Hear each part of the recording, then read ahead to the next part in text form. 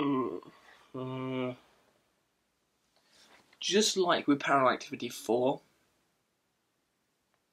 I'm not sure what to say about this right now.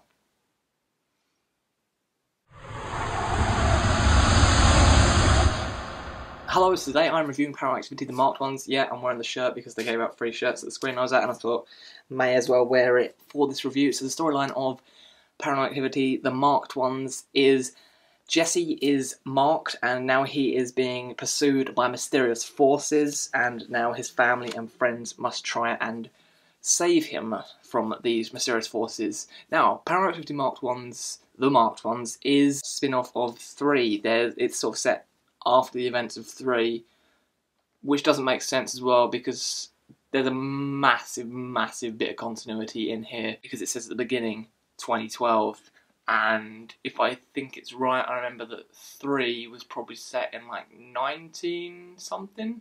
If I remember that correctly, like 1980 something or whatever. Yeah, I just remember that, and there's just a massive bit of continuity. If you've seen the trailer, there's something that you would know with some characters from 3 are somewhere in this. They should just give up with this franchise now. They should just stop, because next year, we don't get this till January.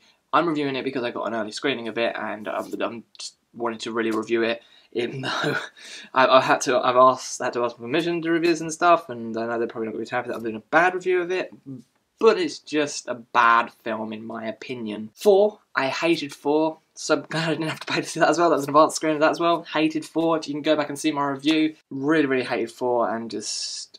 This is written and directed by Christopher Landon. He has written 2, 3, and 4, but never directed any of the films. This is the first time he's coming along and directing. This has comedy parts to it as well. The audience I was in screening with were laughing. There's one point where it was sort of funny, but it's just ridiculous as well. The found footage genre, I feel, is some found footage stuff has been maybe overused a bit now. The last found footage film that I really did enjoy was VHS 2. I thought that was a really good found footage film and something good. With this, this just had all the generic jump scares like the other film. The thing that I moaned about with number 4 is where someone will be sat here or something, and then to make it scary, woo, like a jump, just that. You saw that jump cut there.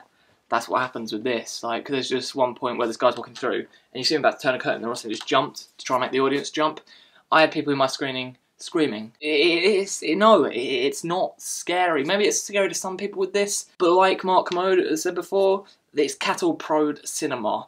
If you just have, it's just like if someone jumps out at you. There's scenes in this where it's fake scares as well, like someone jumps out of the friend, like, ha, I got you, and like, oh, I got the audience as well. It's lazy filmmaking. We're trying to be scary there. Paranormal Activity is just like with how the Insidious films are. I know, yes, they are for horror fans, but they're also for a lot of people in this were sort of people that I look at, and I know it's not really me judging, but I just feel like it was couples in this. Sort of the couples go along to hold hands and get scared at this, and there was one person sat in front of me that was like this the whole time of the film that was just scared by it. This was just so generic, so horrible, and it tries to wrap into things from the other films, and then when it tries to wrap into that, you're like, no, this cannot make sense in any way because of the year it's set in. You could have just set it in another year.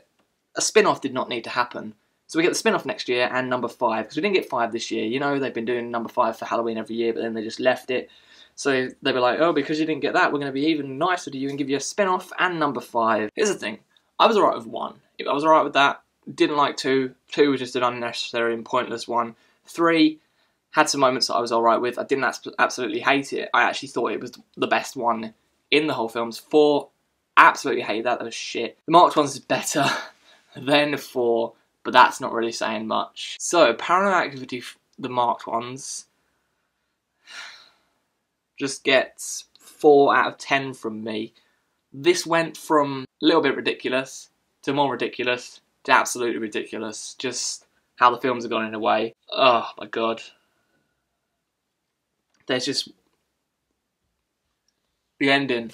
There was people in the cinema that honestly went, is that it? Because it gave us like the ending like how The Devil Inside was. It gave us a shitty ending. It just bothered me completely. The ending was just horrible. There was almost the ending from 3 or 2. Yeah, well, there was almost the end. No, almost the ending from 2, and like 2 and 4 mixed together. It's just 4 out of 10 because it had some alright moments to it. But there's this weird thing that has been in every single film that always bothers me when I'm in the cinema, because you're just like, alright, we know something's going to happen. It's that whole...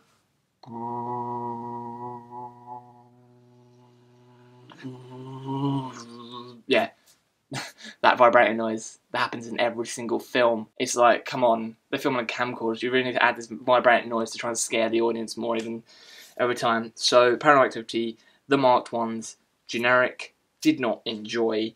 It's got some comedy in it at points.